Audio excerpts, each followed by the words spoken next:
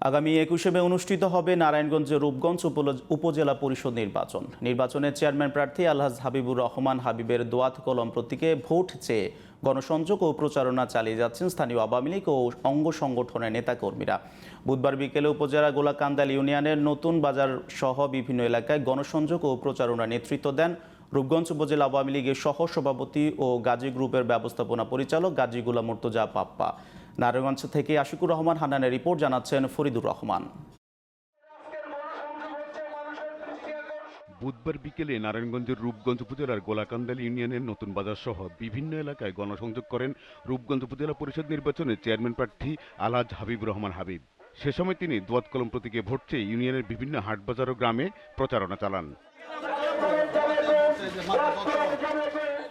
Chairman প্রার্থী আলহাজ হাবিবুর রহমান হাবিবের পক্ষে প্রচারণা ও গণসংযোগের নেতৃত্ব দেন রূপগঞ্জ উপজেলা আওয়ামী লীগের সহসভাপতি ও গাজী গ্রুপের ব্যবস্থাপনা পরিচালক গাজী গোলাম মুর্তজা পাপ্পা।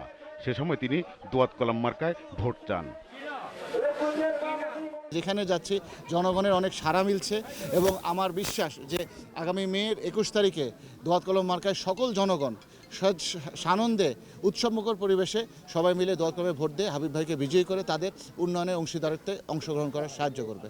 রূপগঞ্জের মানুষ দোয়াত কলম মার্কার পক্ষে ভোট দেবে জানিয়ে রূপগঞ্জ উপজেলা পরিষদ নির্বাচনে চেয়ারম্যান প্রার্থী আলহাজ হাবিবুর রহমান জানান, নির্বাচিত হলে উন্নয়নের অগ্রযাত্রায় রূপগঞ্জ উপজেলাকে সম্পৃক্ত করে আধুনিক রূপগঞ্জ গঠনে দায়িত্বশীল ভূমিকা রাখবেন। ইনশাল্লাহ আমরা খুব ভালোভাবে অগ্রসর হচ্ছি, ইনশাল্লাহ জয় আমাদের সুনিশ্চিত, আমরা দোয়া করবেন। আমি যদি চেয়ারম্যান নির্বাচিত হই, রূপগঞ্জের যে উন্নয়নগুলি আছে গোলাম রসুল গাজী বীরবুদ্দিন সাহেবের সাথে থেকে উন্নয়নগুলিকে ত্বরান্বিত করতে পারবো।